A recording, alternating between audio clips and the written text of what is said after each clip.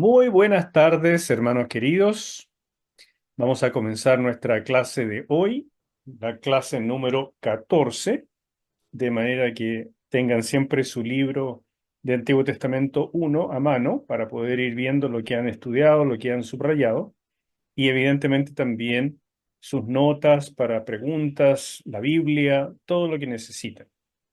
Y aprovecho también de contarles que vamos a comenzar en marzo con el curso que sigue de este, que es Antiguo Testamento 2. Por lo tanto, si les gustó este curso, número 1, aprovechen de inscribirse para el 2.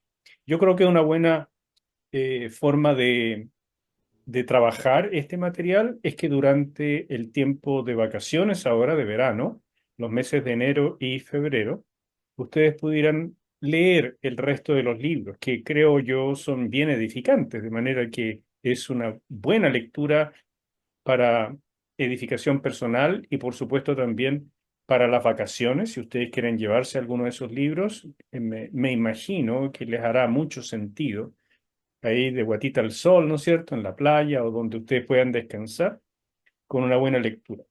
Pero les aviso que en marzo, no sé si principios o finales de marzo, empezaremos con Antiguo Testamento 2 y al chat les enviaré la lista de los libros que deberían tener para quienes quieran incorporarse a ese curso. Primero tienen que inscribirse, ustedes saben que todo eso es gratuito, y necesitan adquirir los libros.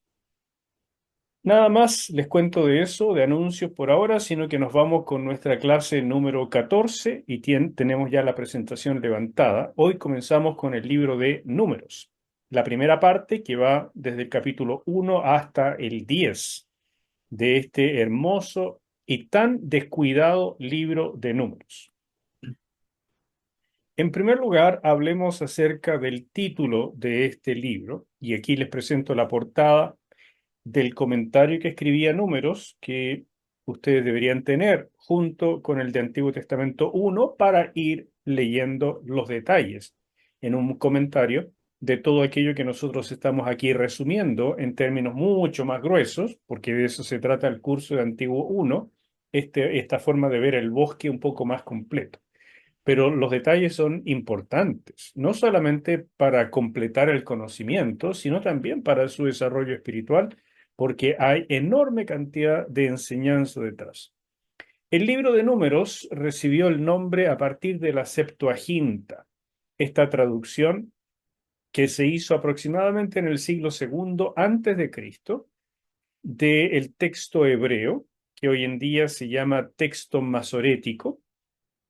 En aquella época era simplemente el Antiguo Testamento hebreo y se tradujo en Egipto según una tradición antigua, por 70 eruditos hebreos, lo tradujeron al griego de aquella época y por lo tanto se llama la versión de los 70, Septuaginta. Y se le colocó el nombre de aritmoi. Eso es griego y significa números. Ustedes saben que de ahí viene la palabra aritmética. Entonces, números es el origen, o sea, digamos, el origen del título números viene de la Septuaginta. Y la razón es simple. El libro tiene un montón de estadísticas y por lo tanto los traductores no se les ocurrió nada mejor que decir que ese sería el título.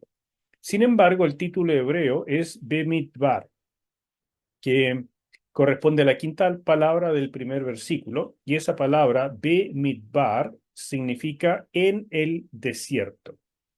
Y por supuesto, este nombre hebreo se ajusta mucho mejor al propósito fundamental del libro, que es mostrar la peregrinación de la nación escogida por el desierto, bajo la soberanía de Dios. Entonces, Números enfoca desierto, peregrinación, la caminata hacia la tierra prometida y todo lo que fue ocurriendo en aquella época. Y por lo tanto también tiene tremendas aplicaciones para toda época de creyentes. En términos de estructura, podemos aprender lo siguiente. El libro se divide con bastante facilidad en 5 secciones grandes. La primera es la que Dios mediante veremos hoy, o por lo menos una buena parte, y es la preparación para el viaje. Israel terminó la revelación del tabernáculo. Después de eso vino el terrible evento del becerro de bronce que casi provoca la destrucción de todo Israel. La intercesión de Moisés logró que el Señor perdonara a Israel, le diera otra oportunidad, y entonces se erigió el tabernáculo y comenzó el sistema de adoración a través de los sacerdotes. Toda esa instrucción, esa revelación está en el libro de Levítico. De manera que eso es lo que fue ocurriendo durante la etapa en que Israel acampó en las faldas del monte Sinaí. ¿De acuerdo? Pero llegó el tiempo de partir. ¿Y a dónde partirían? A un oasis bien grande, que ya les mostraré en el mapa dónde queda, que se llamaba Cades Barnea. Allí en ese oasis se reuniría todo Israel para comenzar la conquista de la tierra. De manera que de eso se trata. El libro de Números dice, ya se acabó el tiempo en Sinaí y ahora nos vamos a la conquista. Eso es. ¿Qué va a pasar? Bueno, primero, de los primeros 10 capítulos fue una preparación. Se requirieron distintas instrucciones muy importantes para estar preparados para el viaje. Después se narra la travesía de Cades Barnea y es una tremenda sorpresa para el lector todo lo que fue pasando allí, porque uno tiene que mantener en perspectiva que vienen recién saliendo del tiempo de estar en Sinaí, donde Dios estaba presente, donde dio las leyes, donde dio un montón de revelaciones, donde hablaba con Moisés, eh, donde entró al tabernáculo y por lo tanto veían la nube y veían la columna de fuego, etc.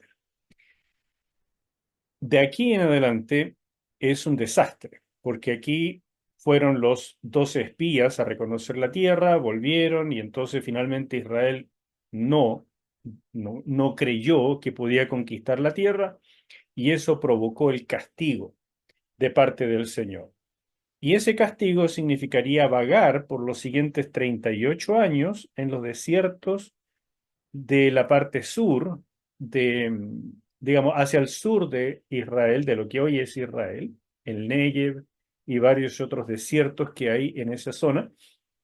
Y esos 38 años se narran en apenas unos poquitos versículos y se denomina en el libro El viaje a las planicies de Moab, porque finalmente llegaron aquí, a esta zona de Moab, y por allí entraron. Originalmente iban a entrar desde el sur, desde Cades Barnea, pero finalmente entraron por el oriente. En esa época ocurrió una situación bien particular en los capítulos 22 al 28, que es esta contratación que hicieron del profeta Balaam para que maldijera a Israel, y eso es una parte bien particular del libro, y termina en sección número 5 con la preparación final para entrar a Canaán. El propósito del libro de Números también es bastante sencillo de entender a partir de una simple lectura. No hay que ser un gran teólogo para entender esto. El libro de Números es un manual de instrucción para la marcha de la nación de Israel después de su estadía en Sinaí. Este manual trata acerca de tres temas mayores. El primero es el orden de la nación durante su peregrinación, cómo debían marchar. Segundo, las funciones de los sacerdotes y levitas en la condición de movilidad en el desierto, porque recuerden que termina Éxodo y entonces está erigido el tabernáculo y comienza el sistema de sacrificios y los trabajos de sacerdotes y levitas. Pero, ¿qué se hace cuando están en marcha, cuando tienen que desarmar el campamento y migrar hacia alguna parte? Bueno, esas instrucciones también están acá. Y tres, la preparación del pueblo para la conquista de Canaán y su establecimiento en la tierra prometida. Esos son los tres grandes temas de Números o el propósito que se resume en estos tres grandes temas. Sigo con este aspecto más bien introductorio y ahora les muestro esta hermosa foto de lo que Se cree que podría ser el monte Sinaí, el Jebel Musa, que está al sur de la península del Sinaí. Y insisto que se cree porque hay otras propuestas de lo que pudo haber sido el monte Sinaí. No hay 100% seguridad que fuera este. Pero lo importante para nosotros es que en el Éxodo 19, 1 y 2 nos da un antecedente cronológico. Nos dice 3 meses después de salir de Egipto, o sea, el 15 de Sivan, o Sivan lo dicen algunos, Israel llegó a la llanura de la cordillera del Sinaí. En otras palabras, salieron de Egipto el 15 del mes de Nisan. Al día siguiente de la Pascua salieron, ahí comenzó el éxodo, y se demoraron exactamente 3 meses en llegar a las faldas del Sinaí. Esa fue la primera travesía que estudiamos durante este curso, ¿no es cierto?, cuando estábamos analizando Éxodo, y se demoraron 3 meses en eso. Posteriormente, en números, ya ahora metidos bien en números, cuando llegamos al capítulo 10, permanecieron allí hasta el día 20 del mes segundo, mes que se llama Iyar, y del segundo año desde la salida de Egipto. O sea, en poco menos de un año, Israel vivió lo revelado en 59 capítulos de la Escritura. Vale decir, desde Éxodo 19 hasta el 40, toda la parte que se narra cuando ellos llegaron a Sinaí, comienza en Éxodo 19, hasta el final del libro de Éxodo. Posteriormente, todo Levítico completo transcurre en esta región mientras están acampados en la falda del Sinaí, y también lo que se narra de Números capítulos 1 al 10. Es mucha porción de la escritura que no solamente fue revelada en esta zona, sino vivida, porque por supuesto todo lo anterior, Éxodo del 1 al 18, más bien es la narración de las vivencias en Egipto hasta la salida, y después del capítulo 13 hasta el 18 es la narración de la primera travesía de 3 meses. Y todo Génesis también es una revelación que tiene una mezcla seguramente de antecedentes que estaban ancestralmente en el pueblo de Israel, más un montón de otras cosas que Moisés tiene que haber recibido por revelación. Todo eso lo plasmó el autor, o sea, Moisés, en el libro de Génesis. Y esto ocurrió también en esta época. Pero lo que me importa destacar es que estos 59 capítulos fueron vividos, fue la experiencia de vida de Israel en poco más, un poco menos, perdón, de un año, mientras acampaban en Sinaí, y tenían agua que salía de la piedra, ¿no es cierto?, de la roca de Horeb, y comían maná que recogían del desierto. Eso es lo que ocurrió en esto, que es un poco menos de un año. Y finalmente, ahora terminando el capítulo 10, deben emprender la marcha finalmente hacia este oasis. Es un enorme oasis, casi es una región, pero caracterizada como oasis, de Cades.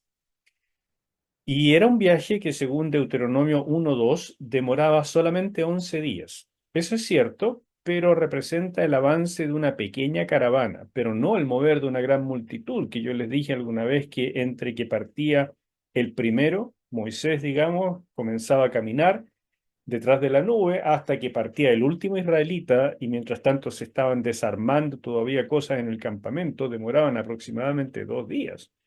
O sea, hay personas que todavía estaban desarmando cosas, incluso pasaban la noche allí, dormían, y los otros estaban caminando hace rato. De manera que hay que entender que esta multitud de más de 2 millones de personas se movía bien lento. Eso representa el avance, como les dije, de una pequeña caravana, pero no de una gran multitud. Además, hubo varias demoras que vamos a ver en el capítulo 11, por ejemplo, de Números, y en el 12. Hay situaciones bien complicadas que produjeron demora. Y también estuvo esta situación de los 40 días de los espías, que ellos tuvieron que recorrer toda la tierra de Canaán en 40 días y traer noticias para comenzar la conquista. Si uno suma todo eso, lamentablemente el libro de números no nos da la cifra exacta, pero por lo menos debieron ser del orden de 2 meses entre que salieron de Sinaí hasta que llegaron a Cádiz. Y eso se ajusta bien también con la época, porque dice, cuando volvieron los espías, que trajeron los famosos, o sea, un racimo de uva que traían de la región de Escol y que era sumamente grande el racimo, como una muestra del fruto de la tierra, de lo generosa que era la tierra. Pero el punto para nosotros, para ubicarnos, es que las uvas en Canaán salen en los meses de julio y principios de agosto. Entonces, cuando uno hace ahí el ajuste cronológico, esos 2 meses, tal vez un poquitito más, cuadra perfectamente y nos ayuda a entender que de Oreb a Cádiz, Israel, toda la nación se demoró del orden de 2 meses para estar ahí. Visto esto en términos de un mapa, este es un mapa satelital. Aquí está Egipto, ¿no es cierto? Este es el delta de Egipto, como se ve, estas franjas verdes muestran la fertilidad del río Nilo. También acá cuando ya van llegando hacia el mar, donde está el delta, es muy fértil, mientras que el resto de la zona, ustedes lo ven en café, es muy desértica. Israel salió de esta región, de por acá, arribita, y cruzó el Mar Rojo. ¿Dónde exactamente? Yo les dije que eso es algo que se desconoce, especialmente porque ahora ya no existe todo esto, sino que existe el canal de Suez, que aquí está representado, porque esta es una foto real, satelital del presente. También les conté que se cree que Israel pudo haber cruzado por aquí, o a lo mejor cruzaron este otro brazo del Mar Rojo. Hay discusión en eso y no se sabe. Tradicionalmente, el monte Sinaí está ubicado acá, en la punta de la península del Sinaí, y es el famoso Jebel Musa. Pero también hay otros montes candidatos en esta cordillera del Sinaí, por este sector, y también a este otro lado, que es propiamente más Arabia. ¿Ok? Así es que también hay candidatos por este lado. Para nuestros fines no importa tanto, existió el monte, acamparon allí y si es a este lado o a este lado, a mí no me preocupa mucho, pero bueno, sería ideal tener los datos mucho más finos. El punto es que salieron de Oreb rumbo a Cádiz el 20 del mes segundo y ya del segundo año desde la salida de Egipto. Y toda la nación estaba acampada en Cádiz cuando regresaron los espías unos 40 días después. En total, cerca de 2 meses entre de Oreb a Cádiz. Cádiz. Y Cádiz está aquí. Aquí está el gran oasis de Cádiz. Y ustedes se dan cuenta que a pesar de que es grande, ni siquiera se nota la fertilidad del sector, porque no se ve verde, como por ejemplo lo que pasa con el río Nilo. Es bastante desértico igual, todo lo que está alrededor. ¿De acuerdo? Y esto es parte del desierto de Parán y otros desiertos que hay por acá. Si resumimos este viaje, y creo que es importante entenderlo de esta forma, Moisés lo que usó acá es el esquema de viaje, que es un esquema, una forma literaria que era bien característica en el mundo antiguo cuando se hablaba de grandes proezas que hacían personas y que les demoraba mucho llegar de un lugar a otro. Un ejemplo clásico de este esquema de viaje es la Odisea, ¿no es cierto? Cuando Homero o Odiseo, perdón, no Homero, Homero es el que escribió. Cuando Ulises o Odiseo también se le llama, dejó la región de Troya, después de que habían destruido la ciudad, él se propone volver a Ítaca y le resulta un viaje penoso, difícil, largo, con un montón de contratiempos, hasta que finalmente puede llegar muchísimos años después de lo que estaba previsto. Eso en la antigüedad era conocido como un esquema de viaje. Moisés lo usó acá en Números, también Lucas lo usó en parte del Evangelio de Lucas para referirse al viaje que hizo el Señor Jesús desde que estuvo con los discípulos hasta Jerusalén para ser crucificado. También hay una parte del Evangelio que se puede bosquejar como un esquema de viaje. Bueno, el punto es que este esquema de viaje nos ayuda a entender muy bien que hay tres subviajes y paradas. Ellos salen de Egipto y se narra eso en el capítulo 13 de Éxodo y comienza el viaje. Ellos no saben exactamente hacia dónde, pero comienza un viaje. Y ese viaje va a requerir cruzar el mar, va a requerir ver de dónde sacan alimentos y agua, y por lo tanto van a haber alegatos y todo lo que vimos. Pero finalmente, después de ese viaje, logran llegar a las planicies del Sinaí.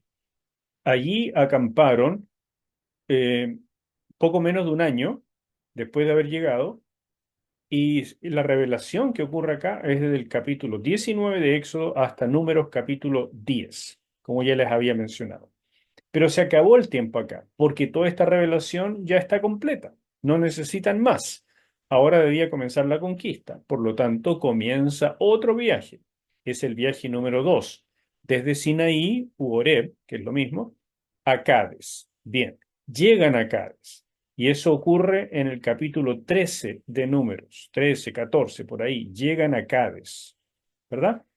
En Cádiz debían quedarse solo un poco de tiempo mientras recibían el reporte de los espías y debían comenzar la conquista.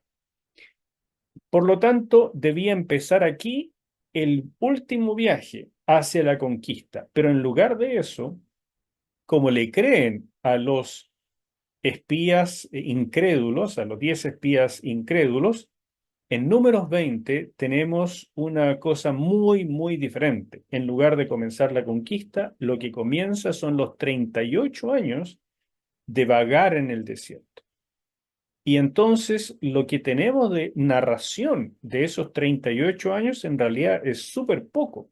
Corresponde a los capítulos 20 de Números hasta el 36, con mucho, de manera mucho más específica el 20 al 22 son apenas dos capítulos, mis queridos, porque aquí se resumen 38 años. Posteriormente, cuando ellos llegan a las planicies de Moab, ya han concluido los 38 años. Y aquí es donde ocurre el tema del falso profeta Balaam y otras cosas más. Y aquí es donde se escribe también Deuteronomio. Y son los últimos meses antes de comenzar la conquista. Entonces, todo lo que tenemos de narración de los 38 años de vagar por esos desiertos se resume en apenas dos o tres capítulos del libro de Números. Y eso es una enseñanza de por sí, porque todo lo anterior ocurrió en Sinaí, donde Dios quería que estuvieran. Pero todo lo que ocurrió en este vagar por los desiertos no era lo que Dios quería que experimentara su pueblo. Y por lo tanto, dicho en términos como Dios lo diría, ni siquiera vale la pena mantener registro de todo lo que ocurrió en esos 38 años. Por tanto, lo que tenemos es bien poquita información. Y entiendan que tenemos cualquier cantidad de información de este año que estuvieron en Sinaí, más los viajes intermedios, que totaliza un poco menos de 2 años, y no tenemos casi nada de los 38 años de vagar.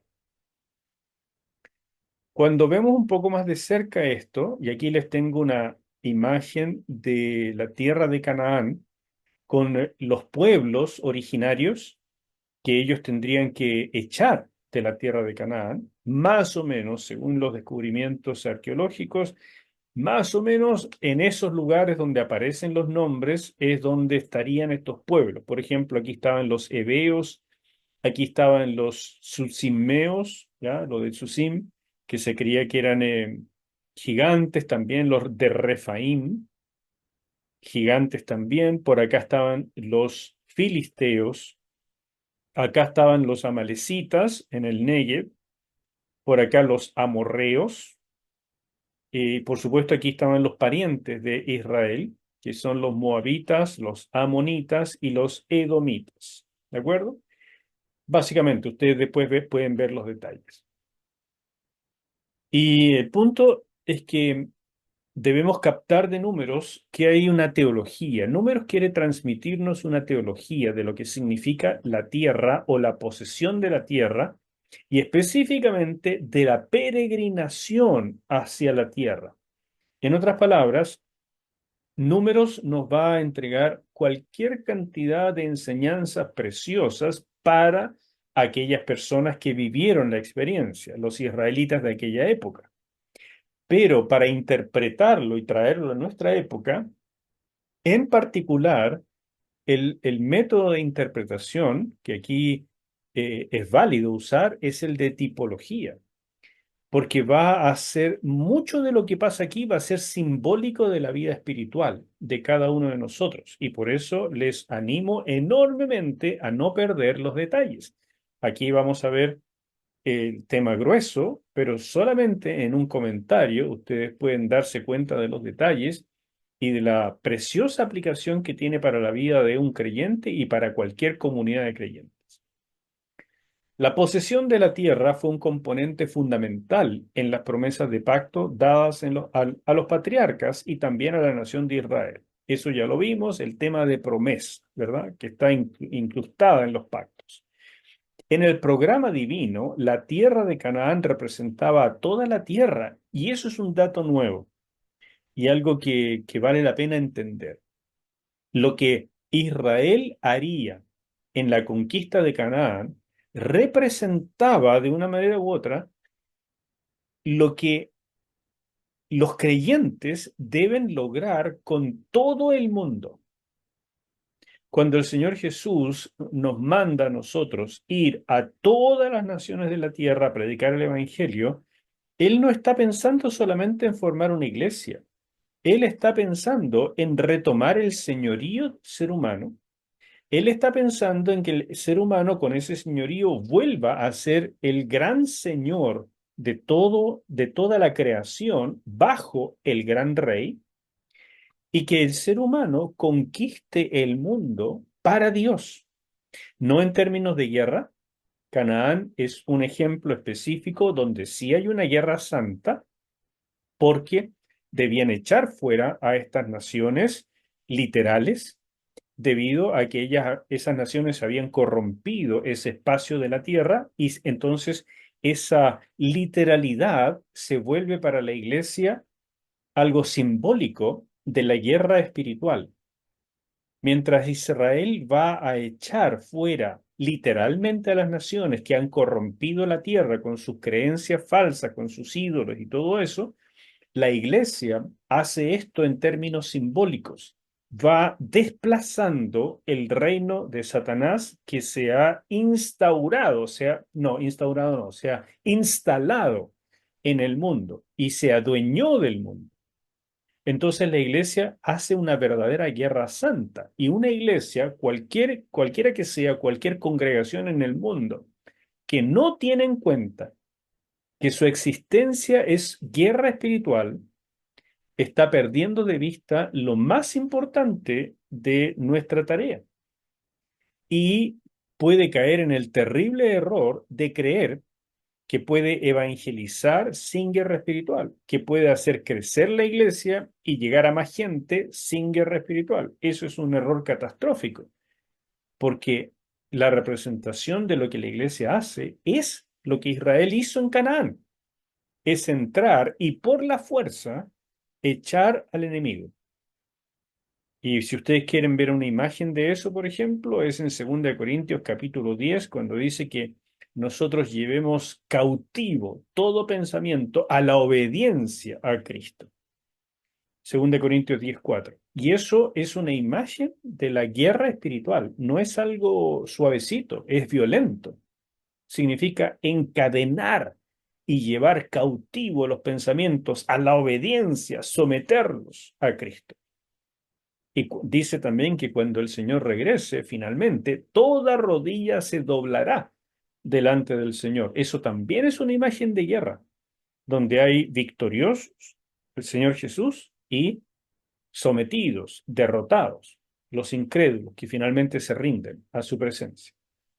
Por tanto, así como el hombre fue colocado en Edén para que lo cuidara y gobernara, de igual manera a Israel se le dio Canaán para cuidarla y gobernarla en representación del gran rey. Al final de los tiempos, toda la tierra estará bajo el señorío del hombre, como fue el propósito original de Dios. De manera que la ocupación de la tierra prometida por Israel debe verse como parte del proceso de reclamar la creación para el Creador. Es una especie de sinopsis, si ustedes quieren, de una gran película. La gran película es la conquista final de toda la tierra para el Creador. Y en eso estamos. Eso es la iglesia. Pero Israel nos da una sinopsis de manera muy literal. Allí hay guerra, hay derramamiento de sangre, hay espadas, hay gritos, hay muerte, hay de todo, ¿verdad? Porque es algo completamente literal. Pero lo que están haciendo es llevando el reino de Dios para echar fuera al reino del enemigo. Y espiritualmente la iglesia hace exactamente lo mismo. Por tanto, la entrada a la tierra requería peregrinación y conquista, y aquí ya hay dos temas que debemos entender. De igual manera, la iglesia cristiana debe entenderse siempre como una iglesia peregrina y en guerra. Israel debía entender que alcanzar la promesa de la tierra se lograría a través de conflicto, porque Canaán, así como el resto de la creación, está bajo el dominio de fuerzas contrarias a la voluntad de Dios. Y esos poderes no cederían su dominio sino por medio de la fuerza del poderoso brazo de Yahvé, quien pelearía junto a su pueblo.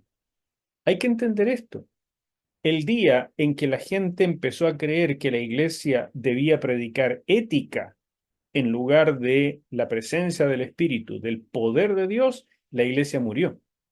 El día en que se confunde el cristianismo con gente buena onda, gente simpática, gente buena que hace buenas obras, eso que por supuesto es una muestra del carácter de Cristo en el creyente. O sea, debemos vernos así, pero el que de alguna manera cree que eso es el cristianismo, ya lo mató, mató a la iglesia. La iglesia es la comunidad del ejército de Dios que peregrina en este mundo porque no es de este mundo y peregrina en guerra, sirviendo al prójimo, amando al prójimo y echando fuera al enemigo. Eso es la iglesia. Y esa visión de la iglesia está terriblemente trastocada y perdida hoy en día, lamentablemente, en las comunidades cristianas, donde la gente está mucho más interesada en la prosperidad, en la sanidad, en pasarlo bien, en que sea un refugio espiritual, en que la gente ore por mí, que me resuelvan los problemas, que me den un consejo, y la iglesia se ha transformado de todas sus características fundamentalmente en un hospital. Pero lo que está muy distante hoy en día y que debe ser el propósito de la iglesia es ser una escuela donde somos preparados, entrenados y un ejército, donde después de tener el entrenamiento adecuado, combatimos para desplazar los poderes del enemigo. ¿Me siguen esto? Es importante, mis queridos, y es una tremenda revelación que surge a partir de números y que probablemente no lo entenderíamos solo del Nuevo Testamento, porque el Nuevo Testamento refleja teología del Antiguo. Y cuando uno lo ve tan claro en números, es que recién entiende por qué fue como fue la época de Josué y de los jueces. Y cuando uno entiende eso, ahora capta por qué fue necesario el pacto con David, para una monarquía eterna. Y después de entender eso, uno se da cuenta de por qué Jesús tenía que venir del linaje de David y cómo Jesús no solamente cumple profecías, sino que es el líder de la conquista. No en vano, el nombre Jesús es el mismo que el nombre Josué. Es el mismo nombre, simplemente una diferencia en la pronunciación.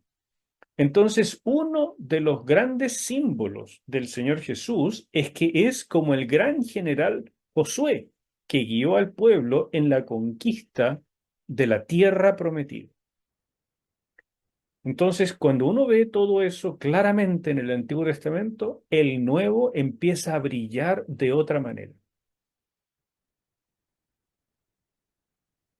Una mirada de Israel en la época presente, así se ve Israel en hoy, ¿no es cierto?, en el presente, que tiene toda esta franjita azul, es lo que es Israel. Sin embargo, tiene este pedacito que es la franja de Gaza y este otro pedazo que es Cisjordania, que está lejos de estar completamente conquistado, o mejor dicho, pacificado, y la zona transjordánica, que significa la zona posterior, después del Jordán, el río Jordán, que estaba ocupada por tres tribus de Israel en la antigüedad, hoy en día es Jordania. Y entonces no hay nada de Israel en esto. Israel ha logrado mantener este pedazo.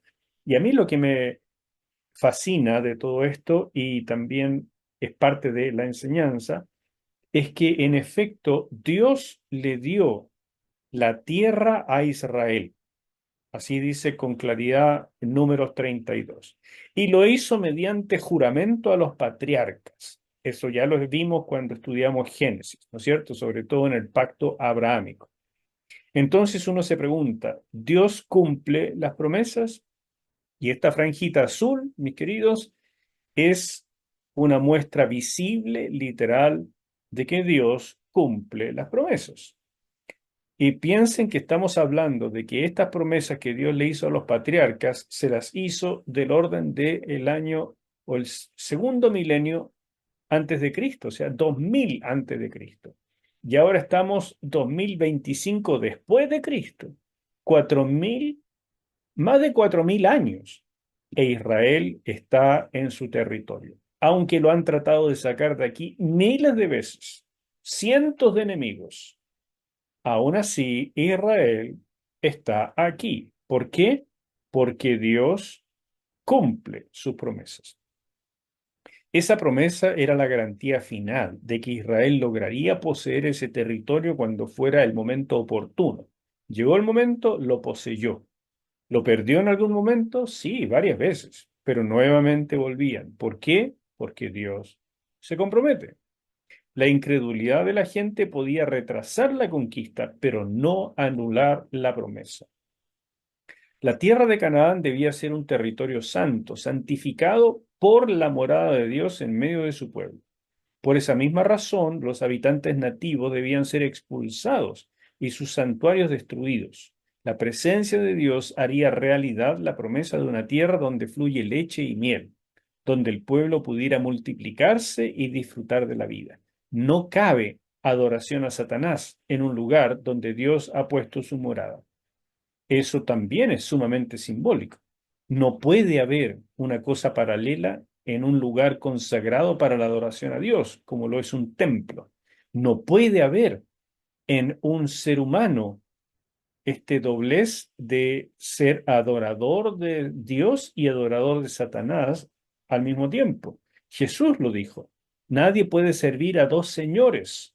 O sirves a Jesús, al Dios Padre, o sirves a Mamón, pero no puedes servir a Dios. Y eso nos habla fuertemente a nosotros que somos templo del Espíritu.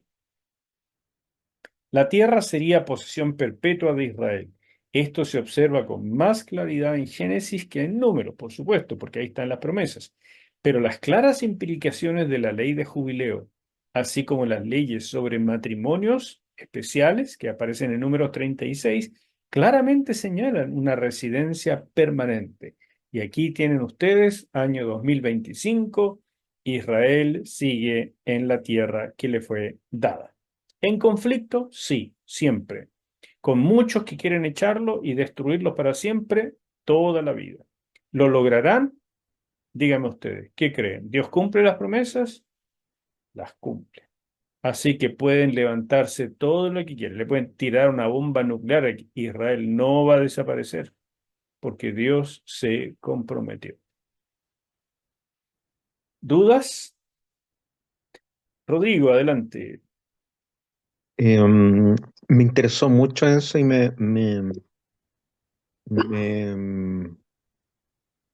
me llamó mucho la atención el comentario que hiciste de que la iglesia se ha olvidado de esta, de esta misión en el fondo de peregrinación en guerra y que sobre todo esa frase que dijiste de que se olvidó del mensaje de mostrar el espíritu y enseñar ética. En el fondo que se está enseñando ética por sobre mostrar al espíritu de Dios. Eh, ¿Cuándo crees tú que empezó ese fenómeno? Muy temprano en la iglesia, mi hermano, muy temprano. De hecho, la deformación de la iglesia comenzó ya en los primeros siglos, donde se pueden detectar un montón de herejías, pero como la iglesia era perseguida, de alguna manera esas persecuciones provocaban también la purificación, tanto de las enseñanzas como de los ministros, porque no era gratuito ser ministro, era muy peligroso y por lo tanto la gente se cuidaba mucho. Pero tan pronto el cristianismo fue aceptado como religión permitida en el Imperio Romano, ¿no es cierto?, por Constantino, y hacia el Constantino. final del siglo IV fue declarada la religión oficial del Imperio Romano. Desde esa época, el cristianismo comenzó a trastocarse violentamente, porque debía hacerse aceptable para las clases altas. Entonces, el bautismo ya no era correcto hacerlo por inmersión, porque evidentemente no ibas a hacer que la gente de clase alta fuera y se empiruchara, se desnudara delante de todos, como era la tradición de la iglesia de aquella época. No ibas a poner demasiadas exigencias como para que ayunaran varios días antes de bautizarse, ¿no? ¿Qué tanto esfuerzo? No ibas a hacer que los que se iban a bautizar pasaran primero por los exorcistas, como era la práctica de la iglesia en los primeros siglos. No, que va. Tampoco le ibas a poner grandes periodos de discipulado antes de bautizarse. En la iglesia primitiva, los discipulados antes del bautismo podían durar hasta 2 años, antes de que la persona se le permitiera bautizarse. Todo eso se trastocó. Evidentemente tampoco podían reunirse en casas, no, ahora se necesitaban templos grandes, fastuosos, elegantes, para recibir a la realeza y a los nobles. Y evidentemente, con una conversión masiva, conversión entre comillas, porque la gente se tiraba al bautismo como si fuera, ¿verdad?, año nuevo, había que lanzarse nomás, y miles de bautizados, entonces se necesitaba también muchos ministros. ¿Y qué es lo que se hizo? Los sacerdotes de los cultos paganos fueron convertidos y se les dio Ah, una perfecto. instrucción rapidita y se transformaron en los primeros sacerdotes de la iglesia, que en esa época ya empezó a delinearse como la iglesia católica. De manera que con todo esto muy rápido que te acabo de decir, es súper fácil darse cuenta de la deformación que tenemos. La Iglesia Católica comenzó a transformarse en una iglesia que predicaba ciertos niveles de ética, pero mucho más allá de eso, un legalismo y una rigurosidad dictatorial en relación con los dictámenes de la iglesia. Junto con eso, desvirtuar los principios del Evangelio de forma atroz, al punto que la gente del pueblo vivía un temor de lo religioso en lugar de la belleza del Evangelio que tenemos. Y eso produjo la ruptura de la iglesia en varias ocasiones. La primera, más violenta, fue en el siglo XI, cuando se separó la iglesia católica de la iglesia cristiana oriental. Y después otra muy violenta fue en el siglo XVI, cuando de la rama occidental de la Iglesia Católica surge la Iglesia Reformada o Protestante. Pero entre medio hubo muchísimos cismas, pero muchos, porque siempre hubo gente que trataba de decir hay que reformar la iglesia se ha corrompido, es un desastre lo que se predica, lo que se dice. Y además, para más remate, desde el siglo cuarto o quinto en adelante hasta la Reforma Protestante, la gente nunca más pudo leer la escritura. La escritura se conservó en griego y en latín. Y cuando la gente no conoce la escritura, evidentemente no tiene cómo Es comparar. fácil engañarla. Así es. Todo eso te muestra que conocer la historia de la iglesia es algo que todo cristiano debiera emprender en alguna época de su vida para entender de dónde venimos, por qué tantas deformaciones. La escolástica de la Edad Media es una época tremenda de la iglesia, donde se mezcló la teología cristiana con la filosofía griega. No, hay muchísimos desastres a través de la historia.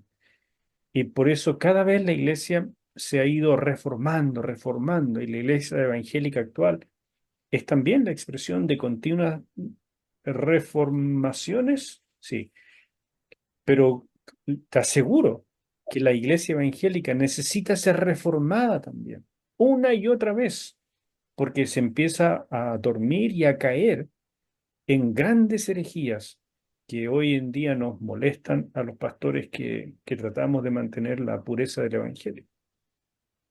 No sé si Y te que son contesté herejías que, o me explayé demasiado, pero por ahí va la respuesta. no, pues muy interesante. Y que son finalmente las mismas herejías que de los primeros cristianos también. Así es, porque ni siquiera somos creativos, Exacto. vamos Sí. reviviendo viejas herejías. Sí, sí, Muchas gracias, Enzo. un placer. Bueno, sigamos todavía entonces un poco, tenemos algunas cosas lindas que ver. Ahora comenzamos ya directamente con números. Hablamos de teología un poco, todavía vamos a hablar otro poquito, pero ya empezamos con el texto. Y como este es un curso en resumen, solo voy a hacer grandes miradas de algunas partes del texto, ¿verdad? No, no puedo entrar en detalles, pero ustedes pueden hacerlo. Los primeros 10 capítulos del libro transcurrieron en solo 50 días y describen cómo fue organizado el pueblo para marchar desde Sinaí hasta Canaán. Ese es el objetivo. Comienza esto con un censo. ¿Por qué? Porque hacía falta ver con cuántos hombres de guerra contaban. Los hombres de guerra son los hombres de más de 20 años y menos de 50, si no me equivoco. Tal vez menos de 60, pero yo creo que menos de 50. Este es el resultado del primer censo. Aquí están todos los varones. Daba un total de 603.550 hombres en capacidad de pelear. No significa que fueran soldados entrenados, pero estos 603.000 varones constituía el ejército de Jehová. Y eso, mis queridos, es interesante de mantener en perspectiva. Yahweh Tsebaot, Jehová de los ejércitos, Yahvé de los ejércitos. ¿Por qué? Porque los ángeles son su ejército celestial y los hombres, y no me refiero aquí a solamente a los varones, sino hombres y mujeres, los creyentes son su ejército en la tierra. Pero en esta época, como es literal, lo que después es para toda época en términos simbólicos, hacía falta ver con cuántos hombres, efectivamente varones, se contaba para la conquista. Y este es el total que dio, 603.000. Hacia el final del libro, después de los 38 años de vagar por los desiertos, volvieron a contar a todos. Y el resultado que está en el capítulo 26, esto es el capítulo 1. Esto es el capítulo 26 que está acá. Y ustedes se fijan que hubo tribus donde disminuyeron bastante. Por ejemplo, la tribu de Simeón disminuyó un 62%, mientras la tribu de Benjamín aumentó un 28% y la de Manasés un 63%. Y hay razones de las situaciones que pudieron explicar de alguna manera estos aumentos y descensos, pero no es el propósito del libro decirnos todos esos detalles, entonces es pura elucubración al final, ¿ya? Pero el punto que sí es importante es esto. Después de los 38 años, la cantidad de varones con que contaban es prácticamente la misma. Solamente es un 0,3% menos. Y eso es como queriendo decir, contamos con lo mismo. Esto es una segunda oportunidad. ¿Se dan cuenta? Eso es lo que quiere decirnos. Comenzaron mal porque no le creyeron a Dios y por lo tanto estos 603.000 personas murieron en el desierto, más sus esposas y los que eran más ancianos. Toda esa gente murió en estos 38 años vagando en el desierto. Pero los hijos que salieron de Egipto y que eran menos de 20, tenían menos de 20 años cuando fue el desastre de Cades Barnea en que no le creyeron a Dios, todos ellos ya eran hombres de guerra 38 años después y se contaban como 601.000 varones. Solo unos meses antes del relato de Números, el tabernáculo había sido acabado y la gloria de Dios lo llenó. Así que todo estaba muy reciente, estaba todo recién comenzando. No perdamos de vista que durante la estadía en Sinaí se produjo el incidente del becerro de oro, en el cual Israel estuvo cerca de su completa destrucción, de no haber sido por la intercesión de Moisés. Por eso resulta tan importante señalar con frecuencia al iniciar este libro de números que todo se estaba haciendo estrictamente conforme a las instrucciones divinas. Esto aparece con mucha frecuencia en el libro, sobre todo al principio. Todo se hizo conforme a lo que Dios había mandado. Y eso es re interesante porque es como que el pueblo estaba aprendiendo la lección. ¿Entienden? El pueblo estaba por fin dándose cuenta que debían obedecer a Dios detalladamente, porque solo de esa forma le iría bien.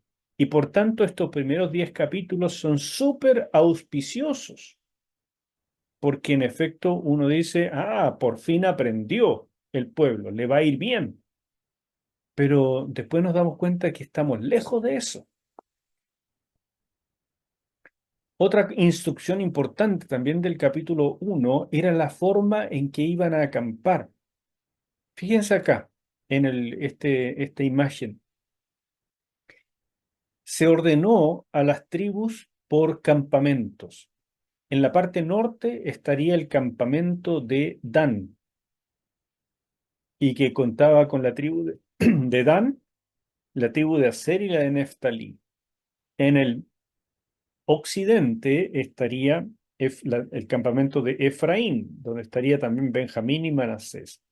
En el sur estaría la tribu de Rubén, que además contaba con Gad y Simeón, y al frente, al este, al frente del tabernáculo, porque el tabernáculo siempre debía armarse mirando hacia el este. Entonces estaría el campamento de Judá, que contaba además con Isaacar y Zabulón. Y aquí están las cifras de la cantidad de gente, varones, ¿no es cierto?, los de guerra, que estarían en cada campamento. ¿Por qué se cuentan los varones? Porque este es la manera en que debían acampar, rodeando el tabernáculo.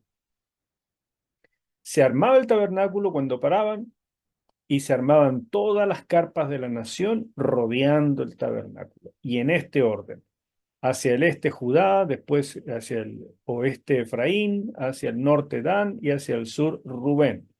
Y las otras tribus estaban asociadas con estas de alguna manera. Y la manera era porque tenían la misma madre, generalmente. Procedían de la misma línea. ¿Ok? El orden de las tribus alrededor del tabernáculo al acampar donde se destaca, por supuesto, la centralidad de la presencia de Dios. Es fácil observar la racionalidad en el ordenamiento de las tribus según sus madres. La única excepción era Aser, la tribu de Aser, pero debido a que se agruparon los hijos de Raquel juntos y que Leví no estaba incluido, porque Leví estaba alrededor del tabernáculo mucho más cerca. Leví era los sacerdotes acá, Merari, Gersón y Coat, todos muy cerca del tabernáculo, mientras las demás tribus tenían que tener una distancia de más o menos 1000 metros, no más cerca del tabernáculo, unos 1000 metros. Entonces, por supuesto que que había una cercanía, podían ver el tabernáculo, podían ver la nube, todo lo que se veía, pero a una distancia prudente. Solo los levitas estaban aquí cerquita. Y por lo tanto, como los levitas no contaban entre esas tribus, por tanto, a Aser no le quedó otra que lo metieran aquí, en el campamento de Dan. Los otros estaban juntos conforme a sus madres. Dios ordenó de esta manera las tribus para lograr una mayor cohesión en cada flanco del campamento, juntando tribus estrechamente relacionadas y evitando así posibles rivalidades ancestrales. Como ustedes se dan cuenta, esto fue hecho a propósito, es un diseño, Dios lo estableció así, tenía una clara estructura de guerra con el tabernáculo al centro. Cuando marchaban, la estructura era un poco diferente. En lugar de hacer un círculo alrededor, lo que hacían es poner las tribus a la vanguardia y a la retaguardia, solamente eso. El campamento de Judá era el primero, siempre iba adelante, después el de Rubén, y eso es porque perdió la primogenitura Rubén, si no, Rubén habría ido adelante. Y en la retaguardia estaba Efraín y Dan, con las otras tribus asociadas. Al ponerse en marcha, las tribus se ordenaban delante y detrás del tabernáculo. Después del primer censo, los soldados agrupados por campamento alrededor del santuario era un contingente total de 603.550 hombres en condiciones para la guerra. Y por último, de esta primera parte, les comento que los levitas, y eso se ve en los capítulos 3 y 4 de Números, tenían labores bien específicas y bien cansadoras, eran complejas y se ve en esta tabla. Coat, por ejemplo, a Coat se le dio la responsabilidad de transportar los muebles del lugar santo y santísimo. Primero los sacerdotes debían cubrir los muebles con los velos y pieles. ¿Se acuerdan que el tabernáculo tiene velos y tiene pieles, ¿no es cierto? La cubierta exterior tiene 4 capas, tenía 4 capas. Y adentro habían velos que cubría todo, incluso el velo que cubría el lugar santísimo del lugar santo lo separaba. Bueno, todo eso se usaba para forrar, para envolver los muebles de oro que estaban en el interior de esto y que no debían ser vistos por la gente común. Entonces, primero entraban los sacerdotes y agarraban todos estos muebles y los forraban, los cubrían bien, los amarraban y quedaba todo muy bien cubierto, porque los levitas no podían entrar y tocar los muebles. Si lo hacían, podían morir. Entonces, solo los sacerdotes tenían el permiso de entrar y cubrir los muebles. Y una vez que hacían eso, los levitas podían entrar y sacarlos. Y después de sacarlos, desarmaban la tienda.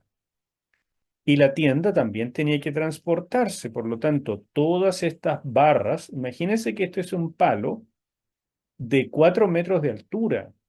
Entonces, 4 metros y medio. No es menor, es sumamente pesado. Y además de ser un palo de acacia bastante grueso, porque es de más o menos un codo de ancho, cada uno de los palos que separaba aquí, un codo de ancho, o sea, unos 45, 50 centímetros de ancho solamente el palo. O sea que imagínense cuánto pesa. Y además estaba forrado de oro, con láminas de oro. Así que esa cuestión es enorme, no lo levanta una sola persona por ningún motivo, entre varios tienen que levantar. ¿Ya? Entonces primero los sacerdotes entraban, cubrían todo con los velos y pieles.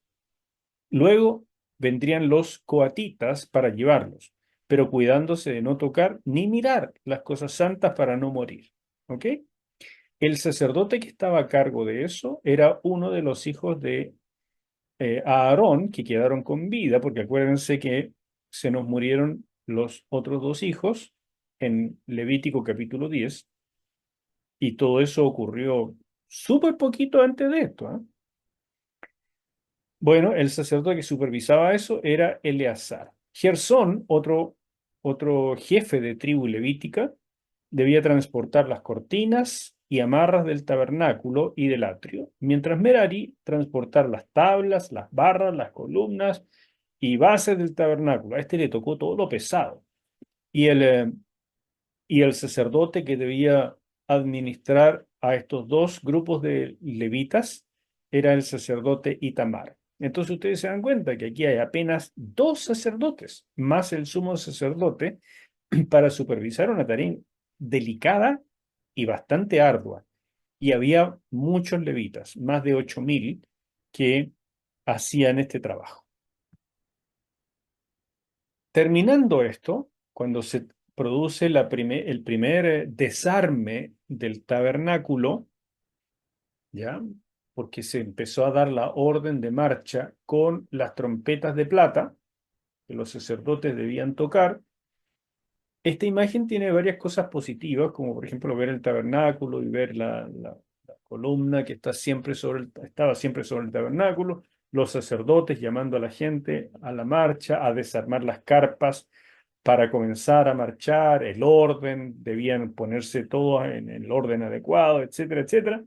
Pero por supuesto tiene varias cosas inadecuadas esta imagen, como por ejemplo que la gente no podía jamás pasar tan cerca de acá a menos que viniera a ofrecer un tabernáculo, un sacrificio, tenía que estar bastante más lejos. Este era el sector de acampamento de los levitas y sacerdotes solamente, no de la gente común. Los animales menos andaban sueltos, solamente serían traídos para sacrificio. Bueno, varios detalles que uno en la medida que va leyendo se va dando cuenta de que los artistas que empiezan a colorear eh, el Antiguo Testamento, por muy buenas intenciones que tengan, a veces nos dan un resultado confuso, y eso no es bueno. Uno tiene que ser capaz de discernir lo que es bueno y malo, ¿ya? Esta parte de la preparación del viaje, lo primero fue el censo, pero después había una parte, capítulos 5 y 6, donde el pueblo debía limpiarse y consagrarse. Aquí hay una cosa re interesante. Aquí es donde se da, por ejemplo, en el capítulo 5, la primera y única ordalía del Antiguo Testamento, que es ese, ese esquema, esa fórmula que se dio para comprobar si una mujer acusada de adulterio había cometido realmente o no el adulterio. Y es que tenía que tomar agua con un poquito de polvo del lugar del tabernáculo, del lugar santo. Entonces, ese se llamaba ordalía y se practica todavía hasta hoy en varios pueblos antiguos y fue famoso en épocas bien oscuras también de la iglesia, era de las casas de brujas en la Edad Media. Pero no vamos a hablar de esas cosas históricas, sino simplemente de que aquí hay cosas interesantes. Y el capítulo 6 también es muy interesante porque allí está el voto de Nazareato. Después se explica el servicio del tabernáculo, cómo debía trabajarse ese servicio, desarmarse, volverse a armar y cómo se debía trabajar eso y también sobre todo las ofrendas que deben recibirse y cómo deben distribuirse, ¿no? Es bien importante esta sección también, porque es parte de lo que debían saber ya en términos prácticos para marchar. Después está las instrucciones acerca de la Pascua. Este es un pedazo muy cortito, pero que como que no cuadra con los otros, entonces debe separarse. Y es que algunos llegaron a decirle a Moisés, mira, nosotros no queremos perder una cosa tan importante como la celebración de la Pascua, pero resulta que hay ocasiones en que uno no puede estar en los días adecuados, porque está enfermo, porque tiene que viajar porque ocurrió algún problema, porque está en condiciones inadecuadas, o sea, ha contraído alguna inmundicia, lo que sea. Entonces preguntaron, ¿hay alguna opción de arreglar esto? Y Moisés dijo, voy a preguntarle a Dios, y finalmente lograron establecer una Pascua 2. Se podía celebrar como un mes, un poco menos de un mes después de la Pascua real, que siempre comenzaba el 14 de Nisan. Se podía celebrar una Pascua 2. Es como Pascua el regreso, ¿no es cierto? La venganza, una cuestión así. Cuando alguien no podía participar, entonces tenía una segunda opción para participar. Todo esto no lo voy a trabajar con ustedes, pero sí es interesante las señales para la marcha y que el Señor los guiaba. Siempre la nube era algo visible delante de ellos y las trompetas de plata comenzaron a usarse para reunir a la gente, así como para dar orden de iniciar la batalla. Estas trompetas de plata fueron muy, muy importantes y que debemos distinguir del shofar. El shofar es el cuerno de carnero, ya sea redondo o el más alargado. Esos son cuernos de carnero que se usaban para muchas cosas también, especialmente para la batalla. Pero las trompetas de plata, que tienen un sonido diferente, por supuesto, es un sonido mucho más metálico, era el sonido para reunir, para vénganse, porque necesitamos hacer algo rapidito.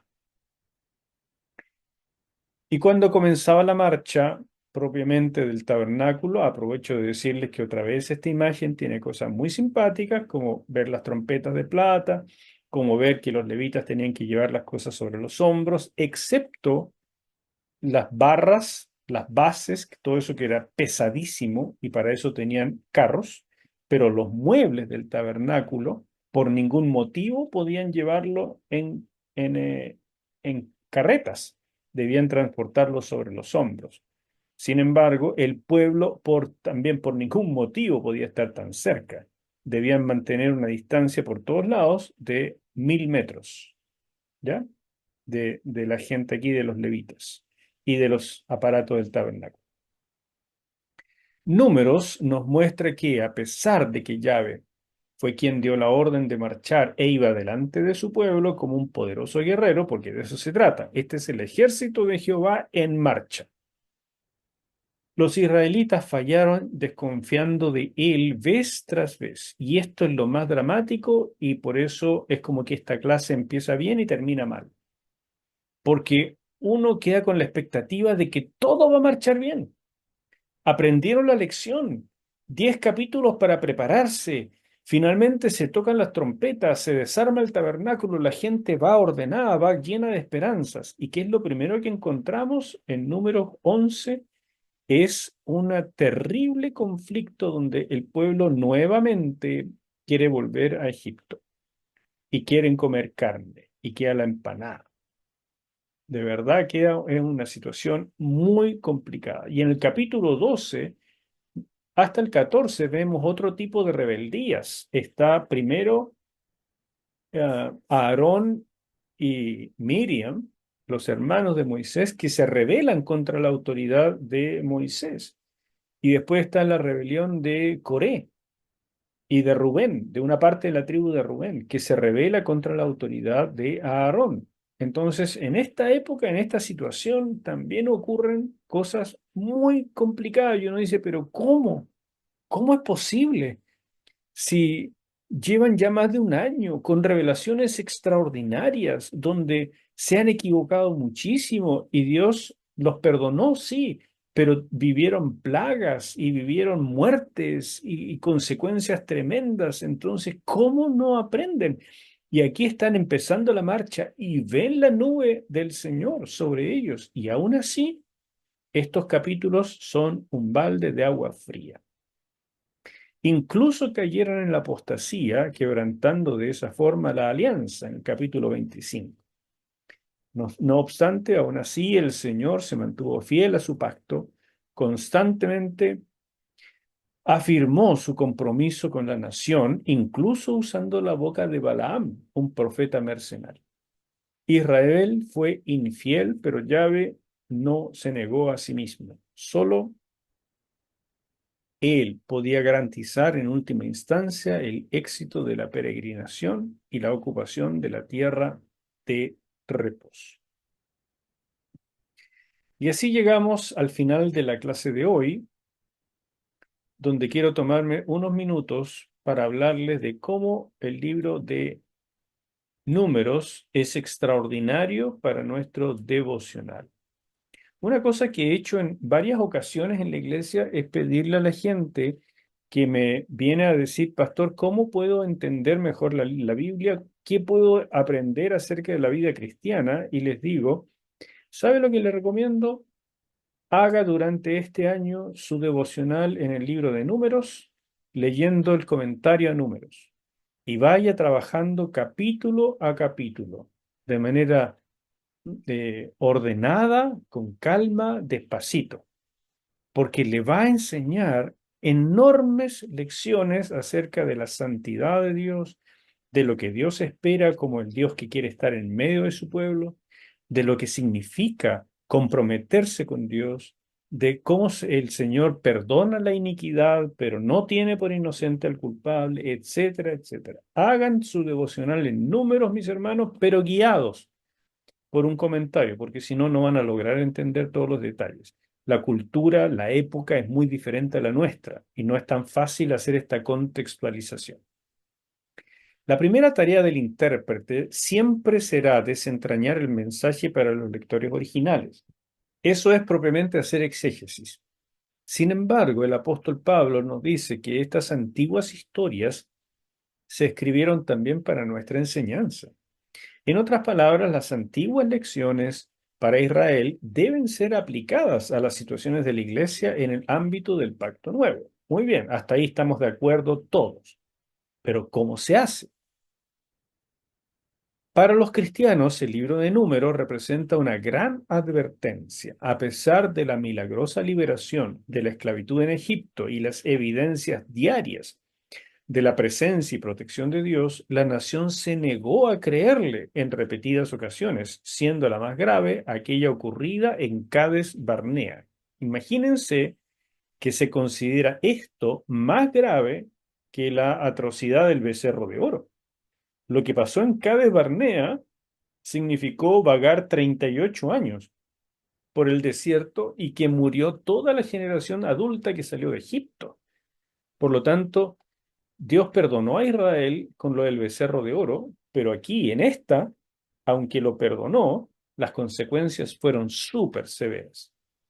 Eso produjo un juicio sin precedentes para la nación elegida, por el cual ninguno de los adultos que salieron de Egipto pudo entrar a la tierra de su reposo, con la excepción de Josué y Caleb, que eran parte de los 12 espías y fueron los únicos que le creyeron al Señor. Tanto el castigo de 38 años vagando en zonas despobladas como la fidelidad divina hacia Josué y Caleb han quedado como registros indelebles del peligro de desperdiciar las oportunidades contenidas en las promesas de Dios a causa de la incredulidad. Ahí tienen ustedes una primera enseñanza para el presente. Las promesas de Dios se cumplen.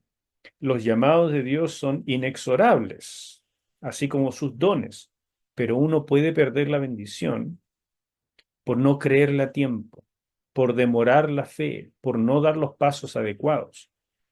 Uno puede quedar en la retaguardia finalmente y nunca ver cumplidas las promesas que Dios nos dio, ni los llamados. Y eso es muy grave, mis queridos, porque Dios quiere hacer cosas con nosotros, pero en algún minuto Él va a probar la fe. Y si nuestra fe dice, no, la verdad, no creo que seamos capaces de conquistar la tierra. Los que están ahí son demasiado poderosos para nosotros. Se ven como gigantes y yo parezco una langosta al lado. No, no es posible, Señor. Cuando uno llega a ese minuto, Dios dice, mira, hijo mío, yo igual te quiero y te voy a bendecir en tu vida y bueno, vas a ir al cielo, si no estamos hablando de eso, pero la bendición que yo tenía preparada para ti a través de este llamado, la perdiste. Y eso es parte de las lecciones de números. Otra cosa interesantísima de las lecciones para el creyente en esta época es que el autor de Hebreos usó el incidente de los espías para aplicarlo al tema de reposo del creyente en toda época. Aquí les muestro una ilustración, ¿no es cierto?, de cuando llegaron los dos espías y trajeron el famoso racimo de uvas de Escol.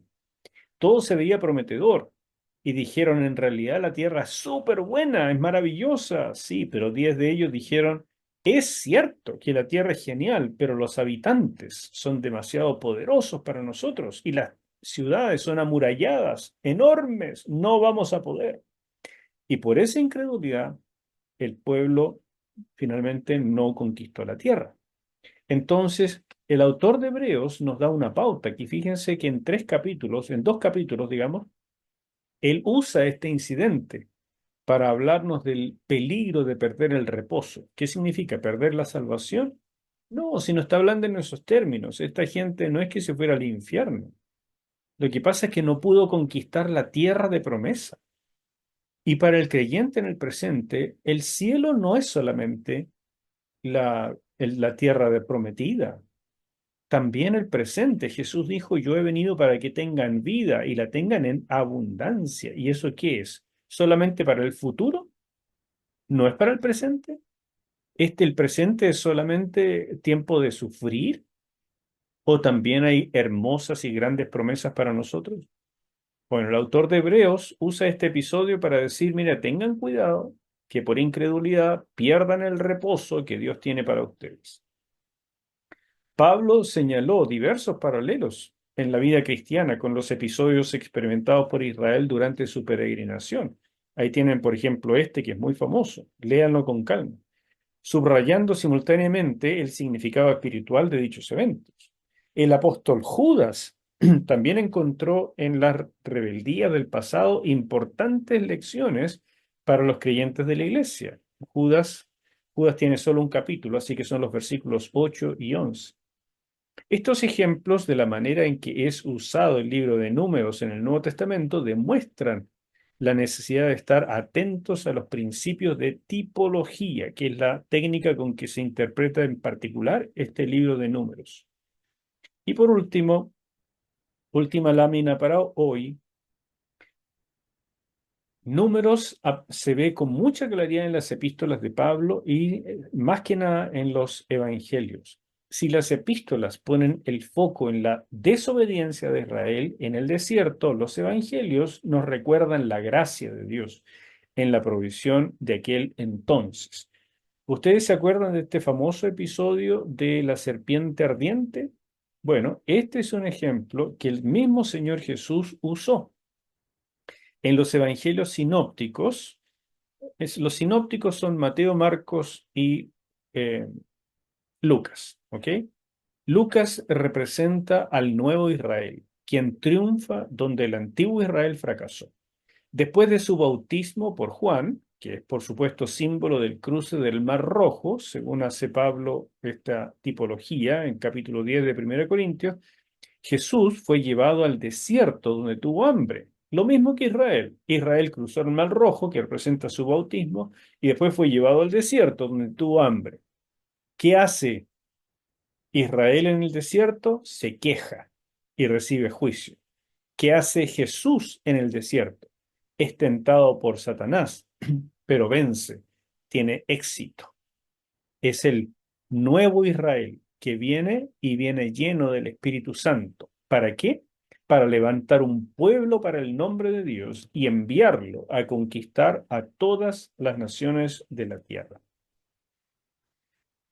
Sus respuestas en la tentación del diablo fueron todas sacadas de pasajes de Deuteronomio, precisamente lo que Israel debía aprender, relacionados con la experiencia de Israel en el desierto. En el Evangelio de Juan, es diferente de los sinópticos, Jesús es presentado como el profeta que es mayor que Moisés. Eso está aquí también en el Pentateuco, en Números Juan capítulo 6, ¿verdad? Pero lo vemos en Éxodo, a ver, no, en Deuteronomio 18 y 13. También es presentado como el buen pastor, otro símbolo de acá, que está en Números 27. Es presentado como la serpiente que da vida en Juan capítulo 3, verso 14, cuando dice que el Hijo del Hombre debe ser levantado como la serpiente que levantó Moisés en el desierto. Es el Cordero Pascual en Juan 19:36. Es el dador de agua en el capítulo 4. Es el maná del cielo en el capítulo 6 de Juan. Y la gloria de la Shekinah, como dice Juan también, que dice, vimos su gloria, gloria como del unigénito del Padre, lleno de gracia y de verdad. O sea, todo esto que hace Juan, mucho más que los sinópticos, es todo tomado del Pentateuco y con mucha concentración en números. En nuestro Señor Jesús, todos los símbolos del Antiguo Testamento acerca de la gracia y la presencia de Dios hallan su cumplimiento final. Y eso, mis queridos, es la clase de hoy. Así es que si ustedes quieren ahora conversar un ratito, hacer preguntas, soy todo oído. Pastor Enzo, alguien, Génesis Peña, escribió su consulta. ¿Me lo ¿La puedes leo? leer? Porque Sí, no lo tengo a la vista. ya. Dice, profesor, disculpe, si alguien recibe el llamado para algo, ¿no lo pierde entonces? Comprendo eso según lo que dice, pero si no cumple los requisitos del llamado, por ejemplo, el pastorado u obispado, considerando su clase anterior y lo que comenta hoy, ¿o puede cumplir igualmente con su llamado? Disculpe que esté sin cámara, estoy fuera de mi hogar. Gracias. Bueno, Números nos da esta insinuación, esta enseñanza, como dije, tipológica, y por lo tanto llega a ser un principio de que Dios hace llamados y los llamados van a requerir fe para poder vivirlos, experimentarlos, meterse en ellos. Y sin esa fe podemos retrasar o incluso anular los llamados. El punto es que eso no tiene que ver con la salvación. El Antiguo Testamento no está hablando en los términos de salvación, de perder o no perder la salvación. No habla de eso el Antiguo Testamento. El Antiguo Testamento habla acerca de las bendiciones que Dios promete, de perder la posibilidad de entrar a la tierra de Canaán, por ejemplo. ¿Me entienden? No es el concepto que nosotros tenemos en el Nuevo Testamento de la salvación espiritual, y que por una parte es cierta, pero por otra parte le hace tanto daño a la iglesia, porque se olvida de todo el aspecto material de la vida. Y entonces tenemos casi una disociación de que nosotros tenemos que portar bien espiritualmente, pero lo que hagamos con el cuerpo no importa. Y eso, mis hermanos, es una atrocidad. Por lo tanto, eh, el Antiguo Testamento nos ayuda a entender que desde la perspectiva de Dios nosotros somos una unidad, cuerpo, alma y espíritu, y que todo va junto, y que la salvación se demuestra en la ética, se demuestra en las obras. Por lo tanto, cuando las obras no muestran la ética, las obras no muestran la salvación, significa que nunca tuvimos la salvación. No es que la hayamos perdido, pero para aquel que muestra en su comportamiento que verdaderamente tiene relación con Dios, con el Dios vivo, aún así, de pronto puede tener un resbalón. ¿Un resbalón de qué tipo? Un resbalón de falta de fe. No significa que va a renegar contra Dios, que se va a volver un pagano, ¿no es cierto? Me vuelvo un pagano por los próximos 10 años y después regreso. No, no, no. Ese es un resbalón, como por ejemplo cuando Israel le dijo a Dios, Señor, no creo que sea capaz de conquistar la tierra. Entonces, imagínense el esquema, la época, el contexto. ¿Cuántas veces Dios nos ha dicho a nosotros, haz esto? Y nosotros le contestamos, no creo que pueda. No, no ahora, dame más tiempo, dame más señales. ¿No es cierto? Pero es que el contexto es diferente. Israel ha salido de Egipto, vio las plagas. Israel ve a Dios en la columna de fuego y de humo. Israel vio el mar abrirse. Israel lo tiene a Dios ahí. Entonces, en ese contexto tan evidente, la incredulidad de Israel fue inaceptable. y significa que perdieron la opción de entrar a la tierra prometida. No significa que hayan perdido la salvación en términos espirituales. Entonces, Génesis, tu pregunta, el problema de la iglesia es que entiende los símbolos del Antiguo Testamento como que estuviera hablando de perder o mantener la salvación. Y eso no es lo que está hablando el Antiguo Testamento. El Antiguo Testamento está hablando de llamados, de bendiciones, de situaciones puntuales, no de la relación. Toda la gente que murió en el desierto durante los 38 años no significa que se fueran al infierno. No significa que en esos 38 años de vagar no pudieron tener nunca más comunión con Dios, ni tampoco que Dios no los haya perdonado. Significa que perdieron su oportunidad de entrar a la tierra prometida. Y en ese sentido, por supuesto que una persona puede perder un llamado. Si Dios llamó a alguien a ser pastor y finalmente retrasa y retrasa y nunca puede y nunca está listo y nunca se atreve, qué sé yo, un día pasó a la vieja. Y Dios te puede decir, bueno, sigue siendo un buen cristiano, yo te sigo amando, eres mi hijo, pero lo que yo tenía previsto para ti, no lo vas a lograr. Y hermanos, yo he vivido esto muchísimas veces. Yo no tengo idea cuántas cosas Dios finalmente pudo haber hecho conmigo, pero lo que soy ahora es hasta donde me atreví a creer. Cuando esté en el cielo, sabré todo lo que perdí, porque yo sé que tengo pérdidas. Esas pérdidas tienen que ver con cosas que no le creí a Dios en su momento. Pero no significa que Dios me haya dejado de amar y no significa que lo que sí puedo hacer hoy en día en el ministerio no sea apreciado por Dios y no sea fructífero. Sí, pero no tengo idea hasta dónde pude llegar. ¿Me siguen? El punto que les digo es, si ustedes tienen un llamado, si ustedes tienen una, una invitación de Dios a hacer algo, si el Señor les inquieta en el corazón, díganle que sí. No significa que va a ser mañana. Tal vez es en 10 años más. No lo sé. Hay también tiempos de preparación, lo que sea. Pero comiencen por decirle que sí a Dios. Ese es lo primero. Díganle, sí, Señor. No tengo idea cómo, pero sí, Señor. Vamos para allá. Solo te pido que seas claro conmigo, porque soy un poco bruto y lento. Pero, pero sí, Señor. Y el problema con los espías, hermanos, y con Israel en el desierto, es que no le dijeron eso. Le dijeron a Dios, nos trajiste aquí para matarnos. Nos trajiste aquí para que nuestros hijos murieran. Por eso nos sacaste de Egipto. Eres un Dios con malas intenciones. Y ellos habían visto ya demasiado la gloria de Dios, como para que el Señor permitiera semejante rebeldía y estupidez. Y finalmente vino la sentencia. ¿Me siguen? Hay que entender el Antiguo Testamento en su contexto. De lo contrario, nos volvemos exagerados en la interpretación. Y cualquier error de incredulidad significa perder la salvación, me voy al infierno, y etcétera, etcétera, y la gente se pone paranoica. Espero haber ayudado con esto. Muy bien, ahí Génesis parece que respondió que sí le quedó claro. ¿Alguien más? O tal vez quisiera hacer alguna... Ah, no, se nos fue el tiempo. ¿Pero alguna última cosa? La NASA, adelante. Hola.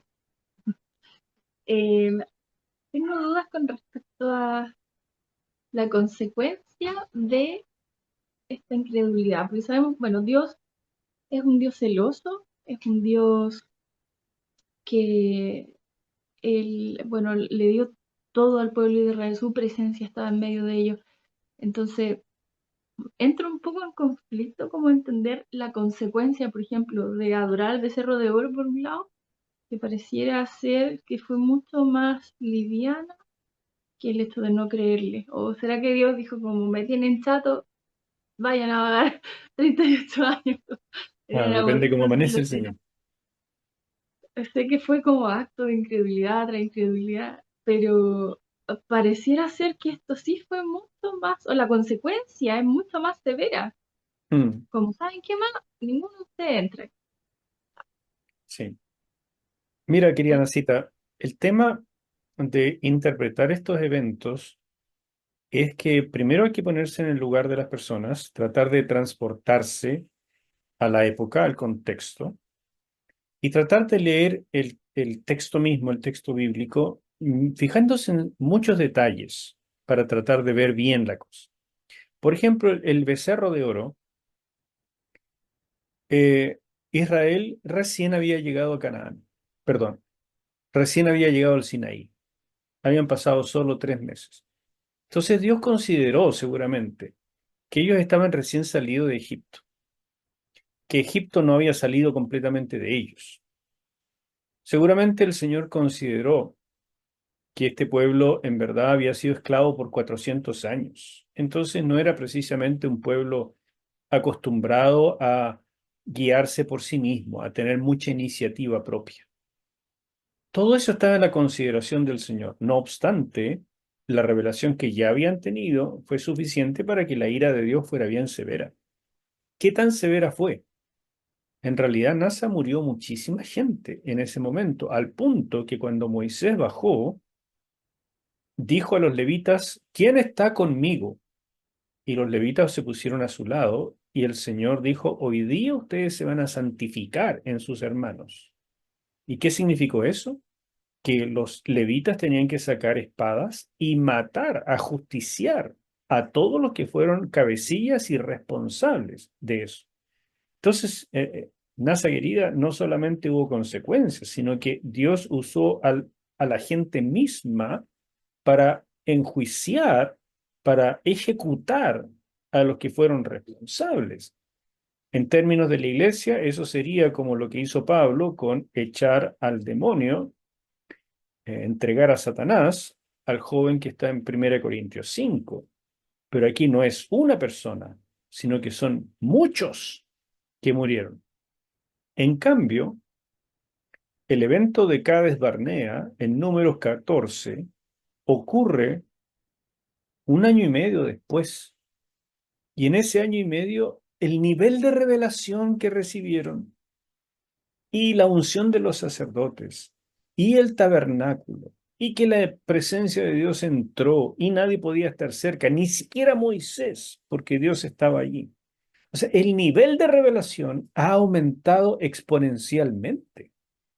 Por tanto, el apretón del Señor fue mucho mayor. Y un parámetro interesante también es el aspecto histórico, NASA. Cada vez que hay un cambio en la época, y me refiero a la época en cuanto a la revelación, es como que el Señor se pone especialmente severo. Y un ejemplo muy claro de eso es la muerte de Ananías y Zafira cuando la iglesia estaba comenzando, Hechos capítulo 5, porque la mentira de ellos es una cosa chiquita en comparación con lo que yo escucho en la iglesia. Entonces, hermanos queridos, si lo de Ananías y Zafira fue grave, yo estaría sin congregación hace rato, porque en verdad no fue ni tan grave. Ellos vendieron su propiedad para darla a la obra. ¿Cuántos hacen eso en la iglesia? ¿Y cuál fue el problema? Que mintieron en que estaban dando, en lugar de darlo todo, estaban dando una parte nomás. Esa fue la mentira. Porque se les vino egoísmo. Ya. Óigame, tengo un montón de gente en la iglesia que no da ni siquiera el diezmo ni ofrenda. ¿Qué piensa el Señor de ellos? Entonces, eso me enseña que Dios no es tan severo como aparece en algunos capítulos, sino que esos capítulos son ejemplos, más bien de lo que Él siente, pero que no lo ejecuta todo el tiempo, porque no quedaría nadie, sino que nos da la percepción de su gloria y de su santidad y de que eso es lo que podría pasar. ¿Me explico?